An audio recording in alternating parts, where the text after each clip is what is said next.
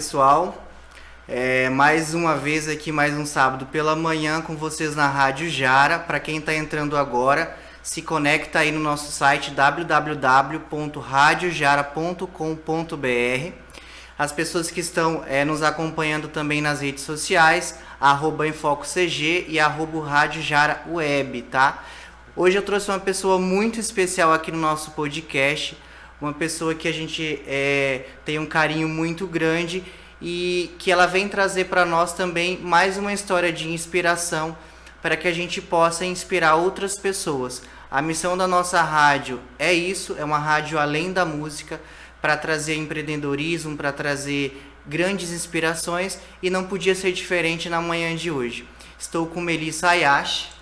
Agradeço a sua presença, Melissa. Eu que agradeço. Melissa aqui é nutricionista, né, que tem alguns projetos muito importantes e que vem trazer para nós hoje uma história muito especial, e que eu particularmente, quando tive acesso a essa história através das mídias sociais, eu faço questão de apresentar a Melissa aqui na Rádio Jara através do nosso programa, porque ela traz uma mensagem muito importante para nós, principalmente nos dias atuais, para que a gente possa se inspirar, para que a gente possa se olhar com outro olhar, com a outra ótica, e para que a gente possa entender que a vida ela tem vários processos, e alguns desses processos são processos de superação, são processos de você entender que muito além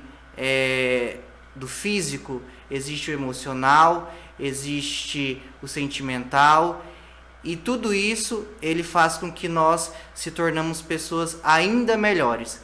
Melissa, mais uma vez obrigado. Eu andei acompanhando as suas redes sociais. A Melissa aqui também é a esposa do nosso grande médico aqui do Mato Grosso do Sul, Ricardo Ayashi, por que não dizer do Brasil, uma pessoa que a gente tem um carinho muito grande também. Faz 2 anos, né, que você passou por um acidente doméstico, que teve 40% do corpo comprometido por, vamos dizer, um incêndio doméstico, né? Foi. Na verdade, foi mais de 40, né? Foi entre 40 e 50, mais próximo dos 50%.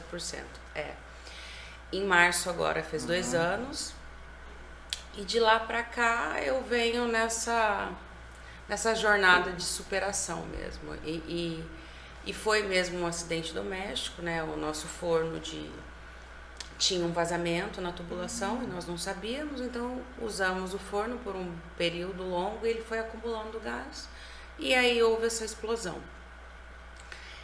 E foi isso, eu tive a minha vida virada de cabeça para baixo nesse momento, né? Eu costumo dizer que nesse sábado foi um sábado da cozinha, porque eu tinha feito almoço, aí fiquei a tarde toda na cozinha, porque a gente almoça à tarde no sábado, aí depois fomos comprar outras coisas para fazer esfirra, que a esfirra da minha sogra, inclusive, é a melhor que existe, e aí ela foi me ensinar a fazer, a gente foi fazer junto, e aí era um sábado super feliz, a gente estava em casa, meu sogro, minha sogra, minha mãe, minha filha, tudo ali nesse espaço, todo mundo rindo, brincando, comendo. E em questão de 30 segundos o cenário era completamente diferente, era um cenário de horror, era uma coisa até estranha, porque eu não consigo nem descrever para você a sensação daquilo. Eu nunca tive vivenciado, então é algo inesperado. Né? É uma coisa inexplicável, na verdade, porque eu acho que o susto é tão grande que você, quando eu costumo dizer brincando, quando eu peguei fogo, porque de fato eu peguei fogo, então quando aquele fogo apagou, que eu parei e olhei em volta, todo mundo quieto, olhando para mim, foi uma sensação muito estranha, porque você fica sem saber o que fazer, e quando acabou o fogo, assim, que eu olhei para as pessoas, eu comecei a sentir a dor.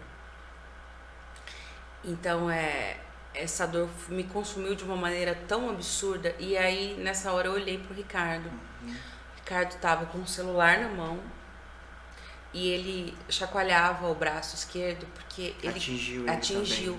Porque na hora que o forno explodiu, o meu ato de reflexo, que é uma coisa que eu falo que foi Deus que pegou minha mão, e eu coloquei a mão no rosto, imediatamente. E quando eu tampei os olhos, eu não estava vendo nada, porque pegando fogo, e aí isso parece uma eternidade, mas foi questão de, sei lá. E aí nisso o Ricardo me puxou, né? Ele viu que eu tava com o olho tampado e me puxou. E a explosão também atingiu um pouco ele, que estava um pouquinho atrás de mim, e aí foi quando ele queimou o braço. Então, quando eu olhei para ele, quando eu me dei conta do que tinha acontecido, eu me dei conta que tinha acontecido um acidente. Eu não tinha me dado conta da dimensão do acidente, entendeu? E aí eu olhei para ele, ele já estava com o celular na mão e ele chacoalhava a mão esquerda assim. Tipo, tava ardendo muito aquilo. E ele falava assim, vai ficar tudo bem, vai ficar tudo bem. E nisso ele já ligou pro hospital, já ligou para a equipe, já ligou para cirurgião plástico, especialista em queimadura. É uma questão, eu não sei como ele conseguiu raciocinar tão rapidamente. E nisso eu olhei para minha mãe, a minha filha falava assim, mamãe, ela tinha 15 anos na época. E a minha mãe falava, filha. E aí eu olhava, sabe quando a sensação é que aquilo tá distante? Aí eu peguei e subi pro meu banheiro. No que eu cheguei, eu me olhei no espelho, minha mãe atrás de mim, e a Maria Fernanda também, minha filha atrás de mim. E eu sem gritar, sem falar nada. Eu só cheguei na frente do espelho e falei assim, mãe, meu rosto estava inteiro queimado. Principalmente o lado esquerdo, que foi o lado que atingiu mais, mas era o meu rosto, o colo. E eu olhei para o meu braço, a minha mão parecia uma casca de banana aberta, assim, que a pele pendurada, era uma coisa horrorosa. E aí eu olhei para baixo, vi minha perna, eu tava com um short jeans. Então, onde não tinha o short, queimou tudo. Quando eu olhei, eu falei, mãe, minha perna. E aí ela só falava, filha, ela não sabia o que falar. Calma. Aquilo tava doendo, uma dor inexplicável. Eu falo que eu não tinha ideia que o ser humano era capaz de suportar tanta dor. Eu costumo dizer que não tem uma dor que você possa comparar, Nando. Pra falar assim, olha, sabe a dor disso? Ai, parece. Não parece, eu não consigo descrever a dor. E aí eu entrei na água, até a ambulância chegar, entrei na água, ali fiquei, e até então eu não tinha me dado conta daquilo. Só que aí eu vi que eu estava muito queimada. E eu mantive a calma o tempo inteiro. Eu lembro que eu estava deitada assim na banheira e vi um condicionador. E meu cabelo estava inteiro queimado. Meu Deus. Inteiro queimado aqui assim. Eu falei assim, pega, pra minha prima que estava lá, eu falei, pega aquele condicionador que tá ali. Aí ela foi, pegou. E eu embaixo da água, porque se eu fizesse assim... E você não estava sentindo dor? Ou... Muita dor. Era uma dor inexplicável. E eu falei, pega aquele condicionador, porque eu sabia que eu iria para o hospital. Que eu via o estado que eu tava, eu sabia que eu ficaria, sei lá quantos dias. E como eu tava com o cabelo queimado, eu pensei, quando que eu vou poder lavar o cabelo? Olha a louca. Mulher. Aí eu falei, pega aquele creme. Falei, passa no meu cabelo e pega a escova e passa, porque para tirar aquele queimado que estava em cima. Pois ela fez isso. E aí saiu aquele cabelo todo queimado de cima. Chegou a ambulância, entrei, eles me levaram de maca, porque eu não conseguia andar. E eu lembro que na ambulância, e o Ricardo mudo, ele estava mudo. Ele só falava, vai ficar tudo bem. Ele, como médico, né, Nando, ele tinha ideia da gravidade daquilo, né? E ele só falava, vai ficar tudo bem. Quando na metade, acho que a ambulância nem tinha saído do condomínio, a dor era tão grande que eu me debatia na maca, involuntariamente, claro, mas de uma altura, assim, inacreditável, de tanta dor. E eu falava pro enfermeiro, eu falava assim, sai da frente da janela para vir o vento, e eu ficava assim. Quando nós chegamos no hospital da Cacemes, já estava toda a equipe. Já estava todo mundo me esperando. Isso foi tudo muito rápido, porque eu moro super perto do hospital. E aí, eu lembro que eu olhei, assim, eu vi alguns rostos conhecidos e outros que eu nunca tinha visto na minha vida. E eu olhava pro lado e eu vi o Ricardo na maca ao meu lado. E eu falava, amor, ele falava assim, vai ficar tudo bem. Era só o que ele falava. E aí, eu lembro que eu só falava assim, não tira o Ricardo do meu lado, deixa ele comigo, deixa o Ricardo do meu lado, eu só falava isso. E aí, eu lembro que eu tava com muita dor, aí eu olhei pro lado, tinha um médico me dando alguma coisa, que hoje eu sei que era o Dr. Jean, que era da equipe do Dr. Kleder, né, o cirurgião plástico, que também estava lá já, e ele me dando alguma coisa, eu falava, tá doendo, tá doendo, tá doendo, tá doendo. E ele, uma seringa, 2 seringas, e eu falava, tá doendo, tá doendo. Aí de longe eu vi o anestesista, o Dr. Fábio, que eu já conhecia, e ele também é especialista em dor, né? Aí eu falei, Fábio, foi a hora que eu gritei. Eu gritei, falei, Fábio. Aí ele veio, eu lembro que eu segurei na gola da camisa dele assim, e falei, tira essa dor de mim. Foi a última coisa que eu vi. E aí eu apaguei. Aí eu lembro que o Dr. Jean falou, eu já dei 30 ml, alguma coisa assim, de morfina, mas não... E aí foi quando eu segurei no Fábio e aí eu acordei, que eu me dei por conta onde eu estava, acho que 3 dias depois, eu estava na UTI já. Antes disso eu fui pro quarto, o Ricardo comigo. O Ricardo teve alta no mesmo dia, né, porque o dele foi bem mais leve. E eles falam que eu conversava, que eu delirava muito, né? Acho que muita medicação e o próprio processo todo. E eu acordei depois que eu me dei por conta onde eu estava, 3 dias depois na UTI, era umas 3 horas da manhã. Eu lembro que eu abri o olho assim, olhei para um lado, olhei para o outro, falei, onde é que eu tô? E aí no que eu me mexi, eu vi que não tinha ninguém. Quando eu virei pra cá, já tinha uma enfermeira, falou que ela brotou do meu lado, assim, a Jéssica. Porque como é na UTI, tudo de vidro, eles viram que eu me mexi. Eu falei, cadê meu marido? Ah, o doutor Ricardo tá descansando, tá dormindo. Eu falei, tá onde? Cadê meu marido? Aí ela falou assim, tá aqui no quarto, aqui em cima. Ele tava no hospital. Como eu tava na UTI, ele tava lá no quarto que a gente estava antes, né? Ele falou assim, tá dormindo. Eu falei, chama ele. Não, mas chama. Cadê seu celular? Eu falava pra ela, cadê seu celular? E eu tava assim, inteira enfaixada. Minha mão, minha perna, toda enfaixada. Minha mão era um gancho, assim. Cadê seu celular? Tá aqui. Eu falei, pega seu celular. Pega seu celular. E eu comecei a entrar em pânico. Aí ela pegou e falei, disca. 99, fui falando o número do Ricardo, assim, disca. Aí eu, tipo, muito brava, sabe? Assim, eu tava muito surtada. Aí a hora que o Ricardo atendeu o telefone, oi. Falei, amor, por que você me deixou aqui sozinha? Eu comecei a chorar, desabei. Aí ele foi pra lá. E aí depois disso, quando eu fiquei consciente, aí a luta foi difícil. Foi difícil. Eu penso nisso, é até difícil não me emocionar. Porque foram 29 dias ali. E desses 29 dias, eu descia pro centro cirúrgico todos os dias para fazer o curativo, né? Então eles me sedavam durante o procedimento. Todo dia às 7 da manhã eu estava no centro cirúrgico.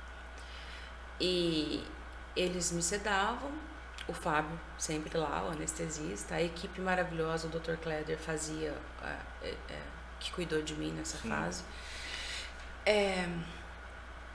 E enquanto fazia o procedimento eu não sentia dor, porque eu estava sedada. Mas quando voltava pro quarto, quando eu voltava para a UTI, era uma dor inexplicável. Então, assim, por vários momentos eu falei, eu não aguento mais a dor. Aí a sensação que eu tinha é que era uma coisa que eu estava meio que flutuando de dor e de delírio por conta da medicação. E o tempo inteiro eu só pensava assim, meu Deus, eu preciso ficar viva. Eu só pensava em ficar viva. Eu esqueci que eu era mulher. Eu esqueci que eu era uma pessoa extremamente vaidosa. E eu sou. Não era, eu sou uma pessoa muito vaidosa, muito vaidosa. Eu sempre tive muito cuidado com isso, porque é uma coisa que me dá prazer. E quando eu me vi naquela situação, eu não lembrei disso. Eu só falava, meu Deus, eu preciso ficar viva, meu Deus, eu tenho que ficar viva. Eu tenho meus filhos. Passou eu preciso... filme? Passou. Várias vezes, assim. Por várias vezes eu me sentia desligando, assim, sabe? A sensação que você tá... Eu não sei explicar. Eu costumo dizer que é muito maluco. Porque eu falo disso, eu até me encolho, porque eu lembro da sensação. Então eu sentia dor, aquilo me deixava delirando, aí ia ficando tudo escuro. Aí eu falo que tinha umas imagens meio geográficas, alguma coisa meio punk, sabe? Meio, sei, nessas festas que você tá, nesse auge da loucura, das luzes, eram umas coisas assim. E aí de repente ia ficando escuro, aí ficava só um clarão. Aí nisso eu puxava o ar e grudava no braço do Ricardo. O Ricardo ali, ele ficou esse tempo todo lá do meu lado. Eu grudava no braço dele e falava assim, me beija pra eu saber que eu tô viva. Que era o único jeito de eu saber que eu tava viva.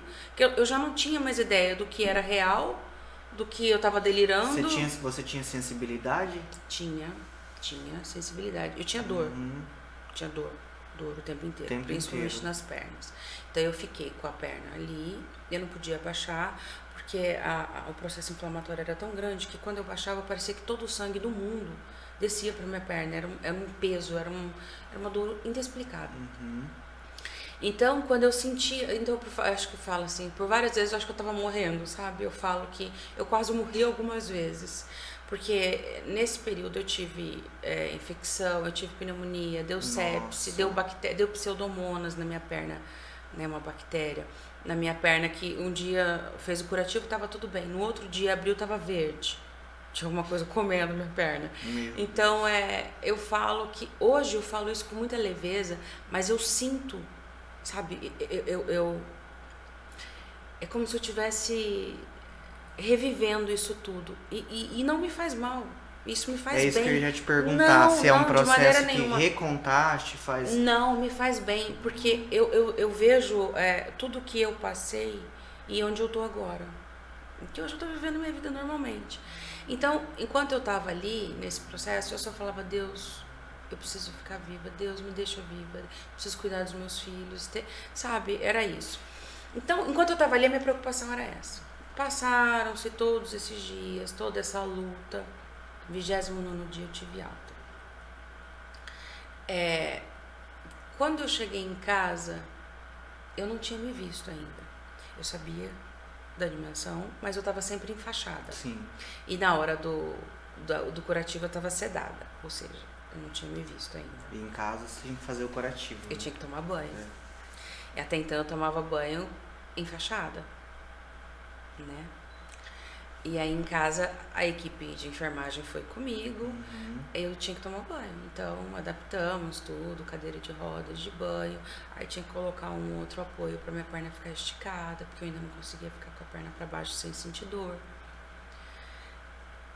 No 30º dia, que foi o dia que eu fui tomar banho em casa, quando eu olhei, eu falei para as meninas, eu não vou olhar. Não, Melissa, você tem que olhar. Quando eu olhei,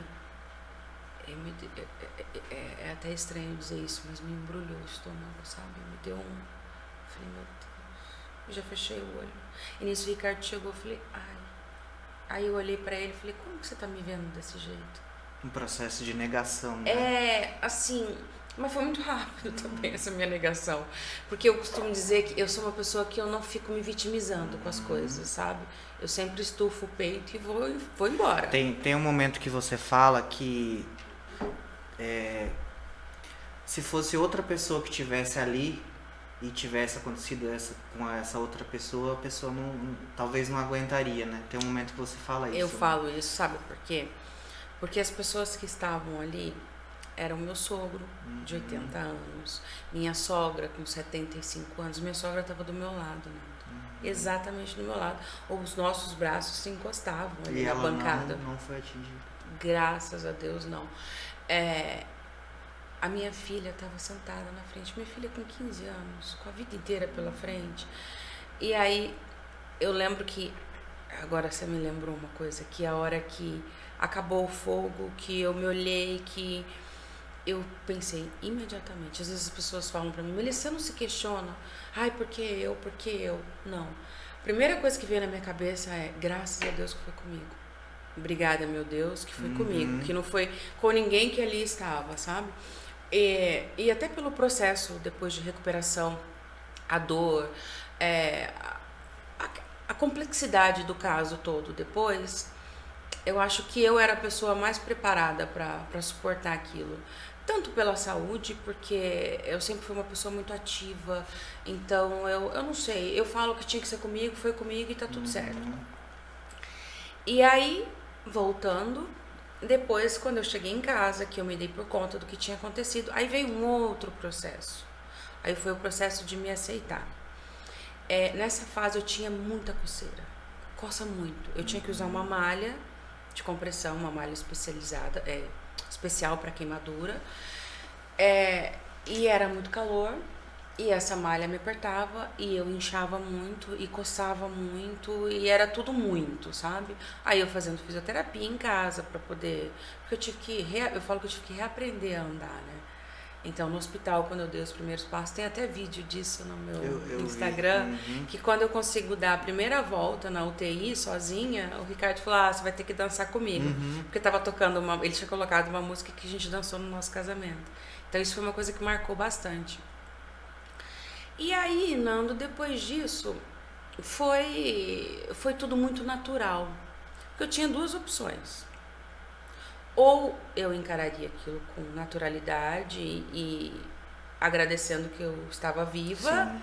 E bola pra frente. Ou eu ia me encolher, deprimir. E eu não tinha esse direito. Porque Deus tinha me dado uma segunda chance. Então, se eu estava aqui, é por algum motivo. Deus, se eu tô aqui, é por algum motivo. Então, o primeiro motivo é minha vida, minha família, né? Segundo motivo, eu preciso fazer alguma coisa com isso. Eu preciso entender esse processo. E aí um dia conversando com uma amiga minha, com a Joyce, ela é uma pessoa também muito agitada, muito ativa. Aí quando ela me viu, ela falou, meu Deus, sabe, ela ficou assim. Ela falou, você tem que mostrar isso para as pessoas. Aí eu falei, tipo, será? Né? Aí eu olhei pro Ricardo e o Ricardo falou assim, uma boa ideia. E eu fiquei com aquilo. Fui embora pra casa, tal. E nessa fase eu só andava de longo, porque eu não podia pegar sol.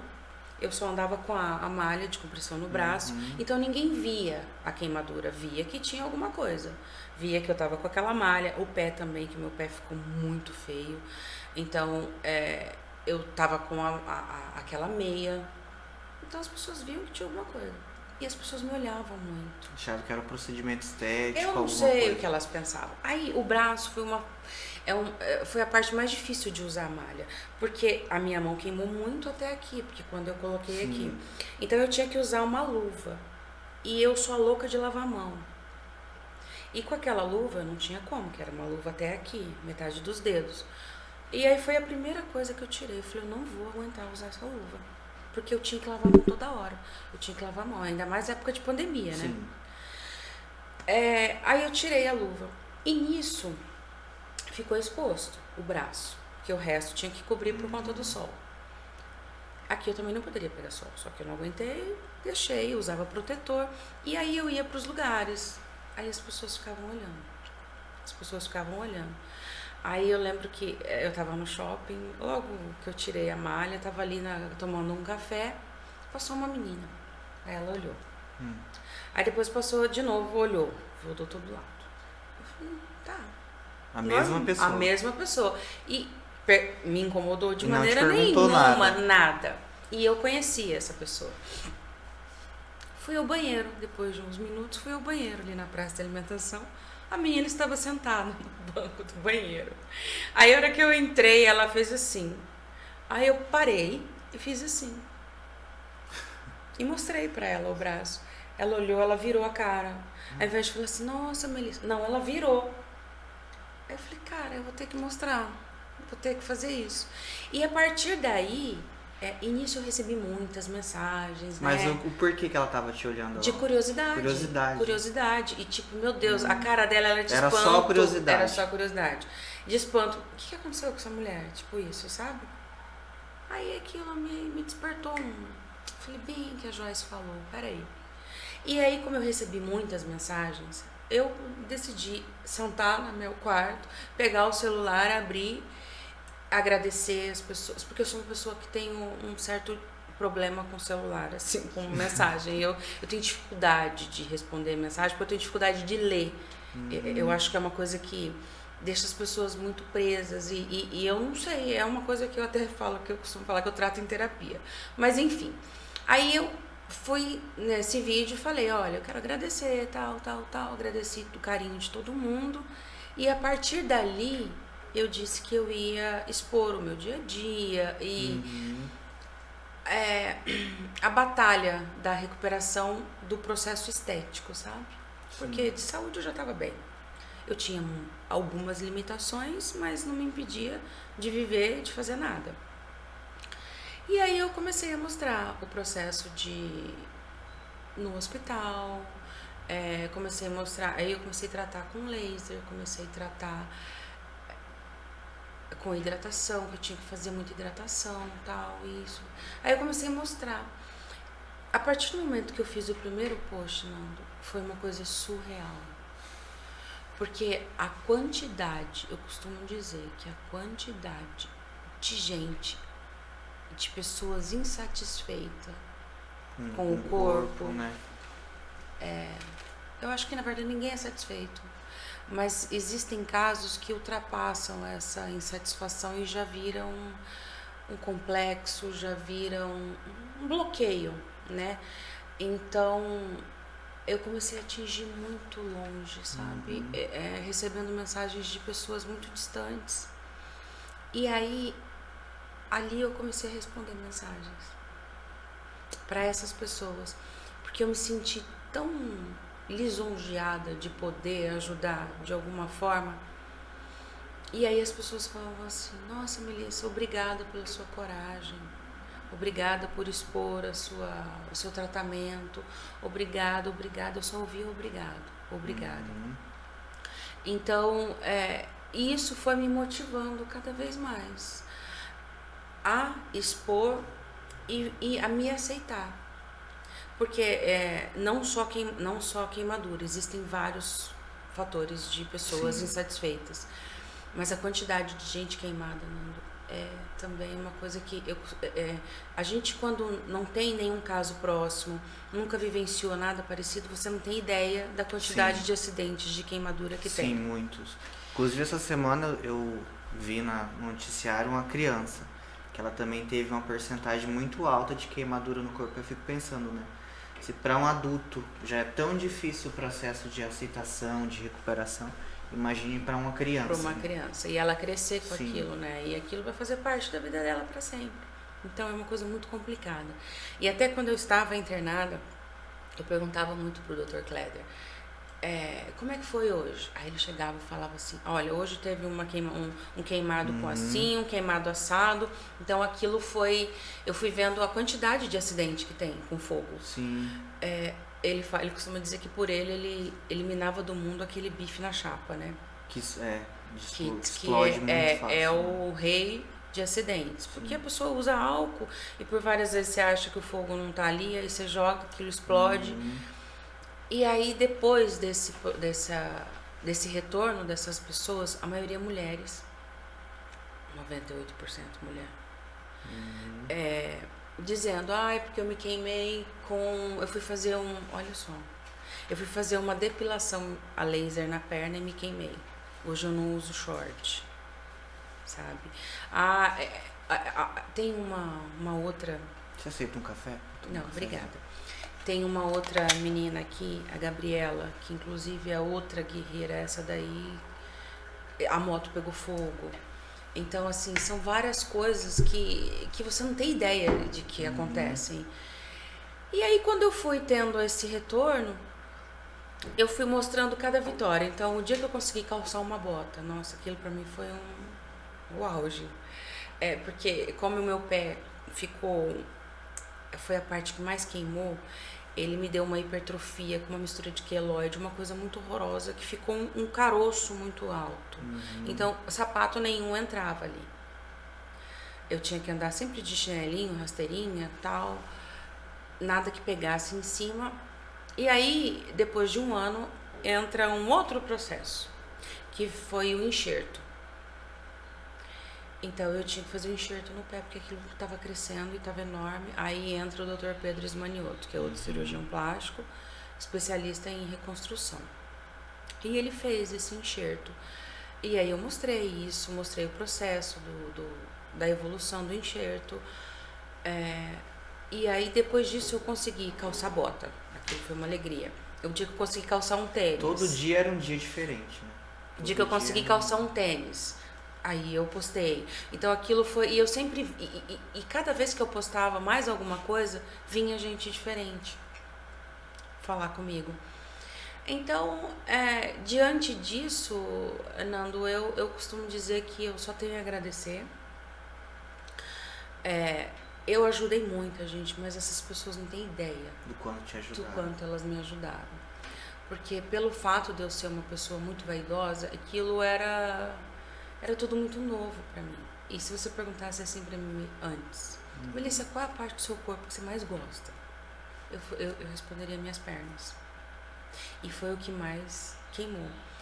E junto disso, o Ricardo ao meu lado, meu marido. Então, pra eu me aceitar, pra poder me sentir bem e estar bem como mulher, o meu marido foi uma outra fase. Então, dentro desse período foram vários processos, né? Então, foram várias. Só que eu tive... O amor que a gente tem um pelo outro é tão verdadeiro, é tão intenso. Eu fiquei enorme, né? Eu fiquei enorme. Fora tá queimada, eu fiquei enorme. Inchada. Por conta de todo o tratamento, tanta medicação que eu tomei, muita medicação, sedação todos os dias, enfim. Mas o Ricardo, em momento algum, me olhou de maneira diferente. Eu senti um olhar meio, sabe? Meio me julgando, ou meio criticando, ou nada, absolutamente nada. Eu olhava pro Ricardo e eu via nos olhos dele o que eu vi desde o primeiro momento. Você me falando isso... E aí eu lembro de um vídeo que tem no seu Instagram. E aí que ele fala, né? Ela é a mulher da minha vida. É a pessoa mais importante pra mim. E então assim, você teve um processo muito doloroso, mas você teve um processo também positivo em tudo isso. Muito. Porque parece que você saiu desse campo e foi lá pra fora, e de lá de fora você olhou. Olhei pra dentro. Exatamente. Então, assim, tem a questão dos médicos, porque além de profissionais, ali tem o toque humano, tem o toque de atenção, de carinho, de amor. É uma equipe imensa, mas se cada um não fazer o seu papelzinho ali, não ia dar certo, a gente sabe disso. Certo. E ele, como seu companheiro, é médico, sabe de toda essa proporção da questão do acidente, mas ele foi fundamental nessas gotinhas de ar que ele te dava de incentivo, e que vai ficar tudo bem, Então, nesse vídeo que vocês postaram lá no seu Insta, eu me emocionei muito, porque a gente entende o quão fundamental é o apoio de quem a gente tem como pessoas importantes na nossa vida. E ele, como seu companheiro, te deu isso, né? Me deu. Você falou que eu ganhei muita coisa. O lado positivo dessa história é muito maior que o negativo. Sim. Porque o negativo ficou lá atrás. Ficou lá, no período que eu senti dor, no período que... Ficou lá. Sim. O lado positivo, eu vivo todos os dias, né? Então, todos os dias. Então, quando eu falo que eu olhava pro Ricardo e eu via nos olhos dele a mesma coisa que eu sempre vi, desde o primeiro momento. O Ricardo, ele tem um olhar de admiração, ele tem um olhar de carinho, de cuidado, Sim. de amor. E eu via isso nele. Então, isso me fortalecia. Então, eu fui voltando a me sentir bem, a me sentir mulher. Mulher, quando eu digo mulher, é mulher pro meu marido, sabe? Então, isso foi tudo muito natural, não foi nada forçado. Então, é Eu costumo dizer que isso só intensificou ainda mais a nossa união, sabe? Isso juntou ainda mais a nossa família, que hoje nós temos 3 filhos, né? Porque o Ricardo tem o Pedro, do primeiro casamento, eu tenho a Maria Fernanda e o João Gabriel. Aí as pessoas questionavam logo no início, vocês não vão ter filhos? Vocês não vão ter filhos? Aí a gente sempre fala, pra que filhos? A gente tem 3. Então não existe o filho do Ricardo e os filhos da Melissa. Existem nossos filhos. E quando aconteceu isso, uniu de uma maneira tão intensa. Então é tudo muito intenso na nossa vida, sabe? E é uma intensidade muito positiva, porque as pessoas, elas enxergam na gente amor. Amor, só isso. Que é o que vale hoje, né, Nando? É o amor, é o carinho que você dá pro próximo, é o respeito que você tem com o próximo. E você fala, Melissa, sobre a questão da vaidade, né? A vaidade, eu não vejo a vaidade como um sentimento ruim. Eu vejo a vaidade como um ato de amor, que é o ato de você se cuidar, né? De você se olhar no espelho todos os dias e se admirar, se auto-admirar. Porque uma coisa é eu admirar você, outra é você se olhar no espelho e dizer, eu tô maravilhosa, eu tô bem, eu estou linda. Então, assim, e aí o que você trouxe, e aí que eu acho que completou essa sua missão, é que quantas pessoas se viram em você, quantas pessoas sentiram, porque assim, a dor ela nunca é igual. Não. A minha dor não é igual, nem maior, nem menor que a sua. Cada um sabe de si. Mas o quanto que você foi fundamental, né? Essa sua amiga conversou com você e falou, expõe. Ela foi essa gotinha que te disse, coloca a sua história nas redes, né? Porque a gente fala de influenciar. Eu sempre, quando eu criei o projeto do programa, era para influenciar. Mas o que é influenciar mesmo? É influenciar pessoas de forma positiva.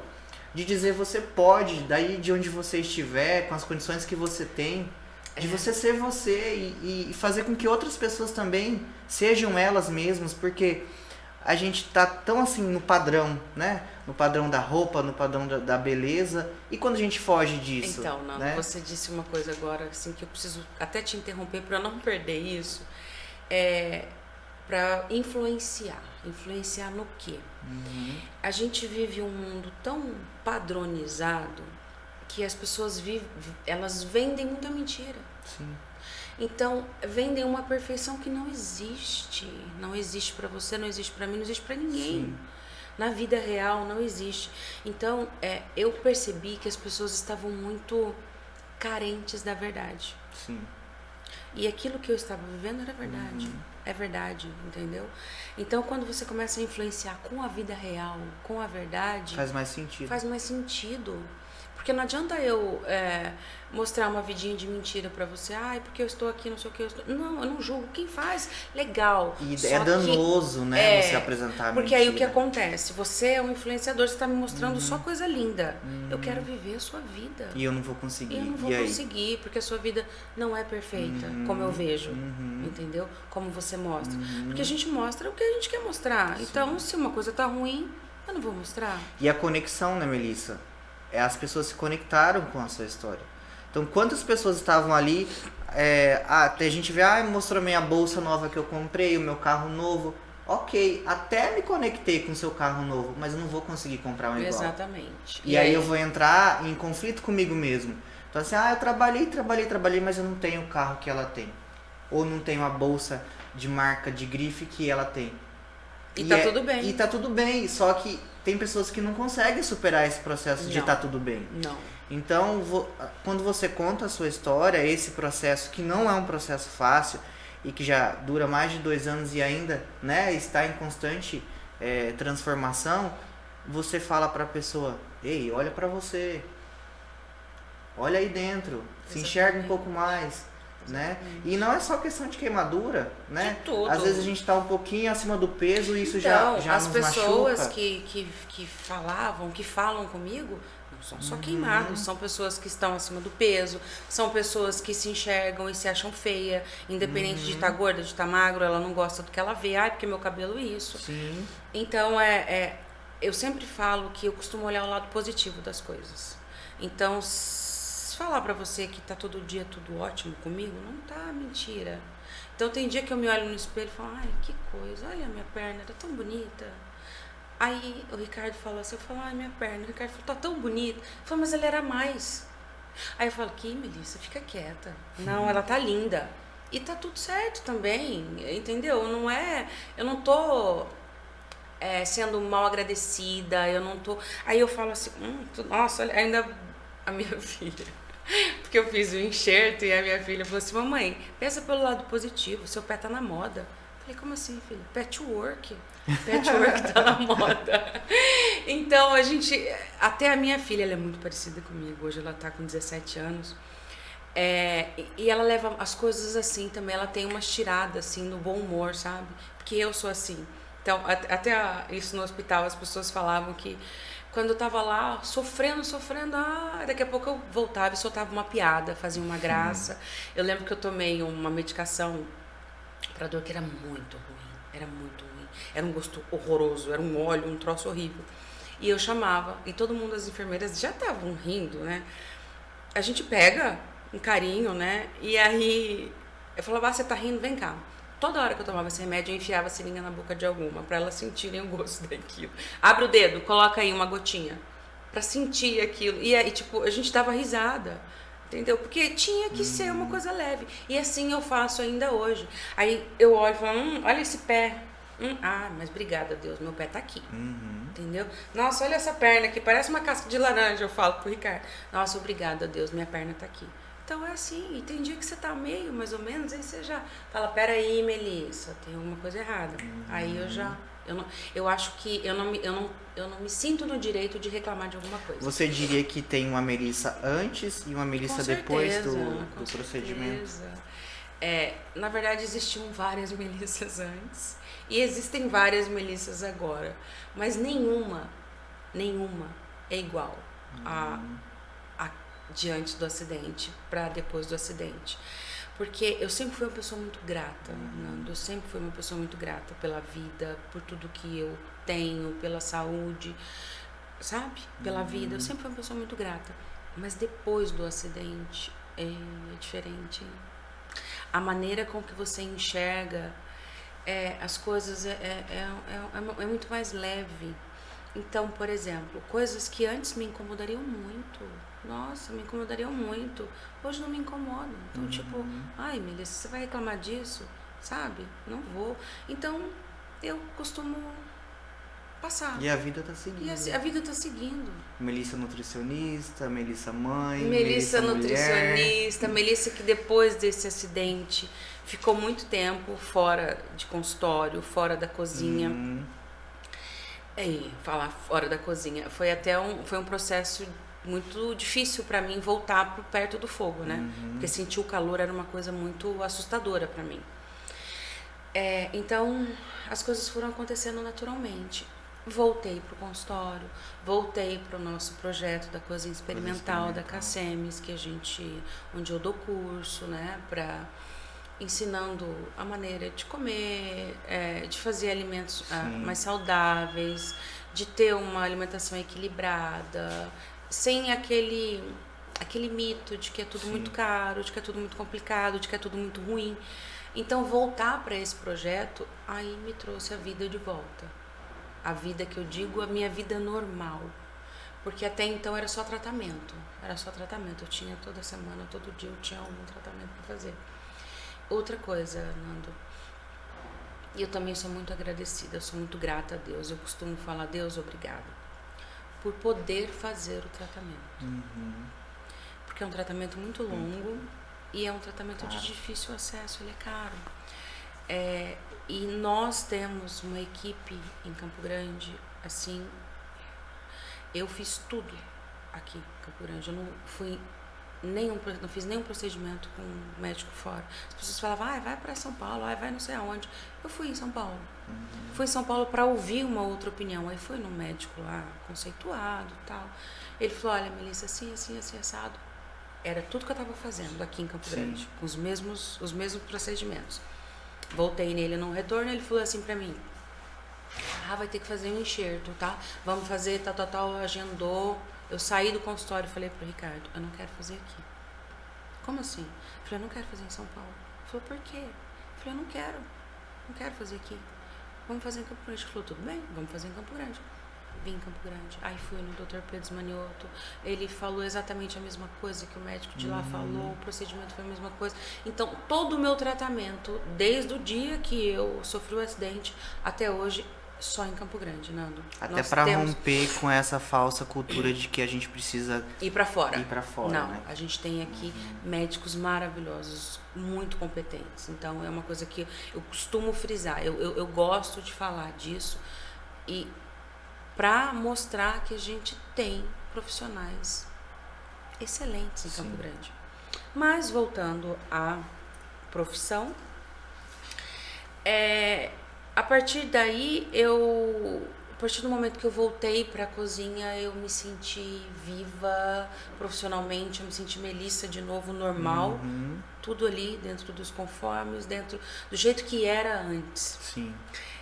Voltei para o consultório. Então, quando eu entro no consultório, Nando, eu desligo. Não existe mundo lá fora. Eu posso ter 10 pessoas lá fora me esperando. Enquanto você tiver alguma coisa para me falar, eu vou te ouvir. E eu esqueço o que tem lá fora. Isso me dá um prazer, o poder ajudar é muito engraçado, porque desde o início a minha profissão é essa, poder ajudar com aquilo que eu sei. Sim. Né? Então, passar a informação, ajudar essa pessoa no processo que ela deseja, seja emagrecer, seja uma alimentação saudável por algum tipo de doença, seja qualquer coisa. Sim. Eu poder ajudar essa pessoa me faz muito feliz. Aí, paralelo a isso, vem esse projeto maravilhoso que é a Cozinha Experimental, lá na Cacemes. Porque a Cacemes, ela tem essa visão de prevenção, né? A gente tem muito cuidado, a equipe toda tem muito cuidado com isso. Então, a gente acaba conseguindo aliar essas informações na teoria, aí na prática. Então, é muito gratificante, muito legal. É uma coisa que me dá muito prazer também. Bom, Melissa, a gente vai conversando e o tempo vai passando, né? E é um assunto tão fundamental e tão necessário, né, que a gente perde a noção. A gente está indo para os finalmente do nosso programa e dizer que eu estou muito grato, né, por ter você aqui, por te ouvir, porque uma coisa é você assistir os vídeos, assistir o podcast que você fez parte, mas outra coisa é você estar frente a frente conversando e sentindo a energia. E a sua energia é muito positiva. Que bom. Desde quando... eu tenho muito essa coisa de sensibilidade. E desde quando eu conversei com você pelo WhatsApp, falei, essa mulher é muito humana, muito sensível.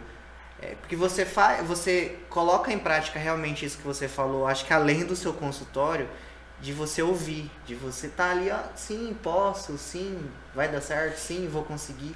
E eu acho que isso é fundamental. Desejo de coração aqui, a nossa equipe também, que esse processo seja cada vez mais maravilhoso, que você consiga atingir cada vez mais pessoas com a sua história, porque eu acho que é uma história que ela faz brotar. Tem algumas pessoas que estão lá com aquela sementinha morta, mas a sua história ela faz renascer outras pessoas de uma outra forma. E no nosso programa a gente sempre faz uma brincadeira com jogo de palavras. E eu vou te dizer algumas palavras, eu queria que você desse um significado. Vida para você. Viver. Determinação. Determinação é vida também. Eu acho que você ter determinação na vida muda tudo. Então eu acho que dá muito mais sentido. Eu acho que... Eu falo que é perigoso você... Tudo que você me falar, eu vou falar vida. Porque é uma sede de faz viver. Tanto sentido, né? Tudo é vida, Nando. Tudo. O amor. É o amor. O amor é vida. O amor é cumplicidade, é olhar, é vida, é viver esse amor. E eu poder viver o amor do meu marido, o amor da minha família, o amor dos meus amigos, o que mais que eu quero? Entendeu? Além de saúde, viver esse amor. Deixa eu te fazer você tirar uma mensagem aqui para ver o que vai aparecer para você. Esse é o nosso potinho das inspirações. Vamos ver qual mensagem vai aparecer para a Melissa aqui, hein, pessoal? Eu olho ou você? Você olha e lê pra gente, por favor. Ai, você é ansioso, hein? Eu falo que eu sou uma pessoa, olha, cheguei a arrepiar. Presta atenção. Esse potinho é cabuloso, viu? Valorize demonstrações de amor. Viu? Tá vendo? Muito. Isso é uma demonstração de amor. Isso que você fez em me chamar, em querer expor, em querer explicar e mostrar para as pessoas, isso é uma demonstração de amor. Sim. Eu chegar aqui e falar isso para você é uma demonstração de amor. Eu acho que a vida, se as pessoas demonstrassem mais o amor que elas sentem umas pelas outras, pelas coisas, por coisas tão pequenininhas. Quebrar um pouco as mágoas, né? As paredes. Exatamente. Se elas demonstrassem mais o amor, tudo seria tão diferente, seria tudo tão mais leve. Eu acho que as pessoas têm muita dificuldade, Nando, de demonstrar o amor. Eu sempre fui uma pessoa muito reservada, assim, sentimentalmente, sabe? Eu nunca fui de, eu te amo de... Hoje eu falo, te amo. Eu falo, te amo pra uma amiga, eu falo, te amo pra um amigo. Eu falo. Pros meus filhos eu falo, te amo todo dia. Porque pro meu marido, o tempo eu falo, te amo também pra você teve uma nova conotação, né? Claro. O tempo teve um outro sentido, né? Nando, quando você vê a possibilidade da morte muito próximo, você começa a ver de maneira diferente. Aí a gente valoriza as pequenas coisas, a gente valoriza o amor que a gente recebe da natureza, daquela folhinha verde ali. É meio... Eu passei no mercado para comprar água, aí eu tomei a liberdade de comprar isso. É uma lembrancinha, mas o cacto. E aí eu vi esse cacto com essas florzinhas e o cacto, ele é um símbolo, é uma planta símbolo de resistência, né? Porque tá lá no seco, no árido e ele tá lá brotando, tá dando flor.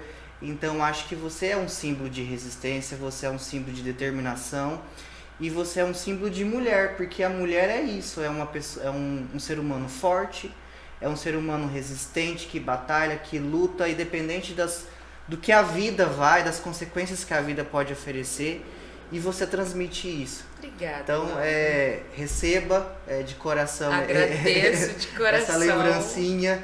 Eu creio que ele vai dar muitas outras florezinhas aí ao longo desses dias aí. E o cacto é muito forte. Eu tenho vários cactos em casa e é uma planta, às vezes você esquece de regar, mas ela tá lá firme, forte. E eu queria que você deixasse uma mensagem para os nossos ouvintes, essa mensagem mesmo que você transmite, para que outras pessoas também estejam aqui contando as suas histórias, também estejam aqui transmitindo as suas histórias. Aproveitando esse papelzinho que eu tirei do pote aqui, eu acho que vocês têm que demonstrar assim, o amor, viver a vida com muita intensidade, com leveza, com muita alegria. Eu acho que a minha mãe costuma dizer que eu tenho mania de tapar o sol com a peneira, porque eu tenho o hábito de olhar sempre o lado positivo das coisas. E assim eu faço com a vida. Então, demonstre o amor. Olhe sempre, às vezes as coisas não estão do jeito que a gente quer, mas elas estão ali. Então, olhe sempre o lado positivo da vida, porque o lado positivo é muito maior do que o negativo. Gratidão. Agradecer, eu quero aqui tomar essa liberdade de agradecer a equipe da Cacemes, né, porque são médicos muito valorosos, profissionais excelentes. Agradecer aqui o nosso amigo Ricardo Ayashi também, que é parceiro. E dizer que a gente está aberto para entrevistas, dizer que a gente está aberto para outros assuntos. E é isso, pessoal. A gente encerra aqui o nosso podcast de hoje com Melissa Ayashi, essa mulher extraordinária e, como dizem, é uma mulher de milhões de valores, de milhões de sentimentos. E agradeço a você, continue acompanhando a gente nas nossas redes sociais, em Foco CG. A Melissa, se você quiser passar o seu arroba do seu Insta. @Melissa_D _Andrade Ayashi. Pronto. Gente, obrigado. Um sábado excelente com a sua família, com seus amigos. E Deus abençoe. A gente fica por aqui.